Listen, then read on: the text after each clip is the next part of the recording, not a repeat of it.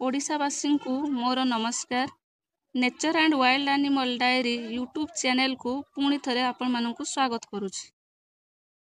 ଏ ସୁନ୍ଦର ପ୍ରକୃତିକୁ ଆହୁରି ସୁନ୍ଦର କରିବା ପାଇଁ ଭଗବାନ ସୌନ୍ଦର୍ଯ୍ୟପୂର୍ଣ୍ଣ କେତେକ କୀଟପତଙ୍ଗମାନଙ୍କୁ ଏ ଧରାପୃଷ୍ଠରେ ଆବିର୍ଭାବ କରିଛନ୍ତି। ସେହିପରି ଏକ କୀଟ ବିଷୟରେ ଆଜି ଆଲୋଚନା କରିବା। ହଁ ଆଜ୍ଞା, ସେ ଛୋଟ ଏବଂ ସୌନ୍ଦର୍ଯ୍ୟପୂର୍ଣ୍ଣ କୀଟର ନାମ ପ୍ରଜାପତି। ଆପଣମାନେ ଅନେକ ପ୍ରଜାପତିଙ୍କୁ ଦେଖିଥିବେ। ସେମାନଙ୍କୁ ଦେଖିବାକୁ ଖୁବ୍ ଭଲ ଲାଗେ। ସେମାନେ ଦେଖିବାକୁ ଖୁବ୍ ସୁନ୍ଦର ଏବଂ ମନକୁ ଆକର୍ଷିତ କରିଥାନ୍ତି। କିନ୍ତୁ ଆପଣମାନେ ଜାଣିଛନ୍ତି ତାଙ୍କ ଡେଣାଗୁଡ଼ିକ ଏତେ ରଙ୍ଗଯୁକ୍ତ କାହିଁକି? ଆସନ୍ତୁ ତାହା ଆଜି ଜାଣିବା। ବିଜ୍ଞାନ ଦୃଷ୍ଟିରୁ ପ୍ରଜାପତିର ଡେଣା ବିଭିନ୍ନ ରଙ୍ଗର ହେବାର ମୁଖ୍ୟ କାରଣ ହେଉଛି ତାଙ୍କ ଡେଣାରେ ଥିବା କ୍ଷୁଦ୍ର ସ୍କେଲ୍।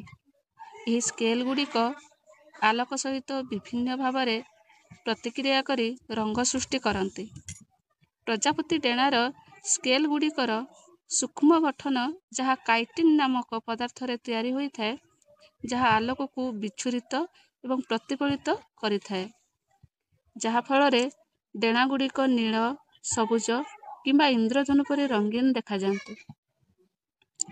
ଭିଡ଼ିଓଟି ଯଦି ଭଲ ଲାଗିଥାଏ ତେବେ ଭିଡ଼ିଓଟିକୁ ଲାଇକ୍ ଏବଂ ସବସ୍କ୍ରାଇବ୍ କରିଦେବେ।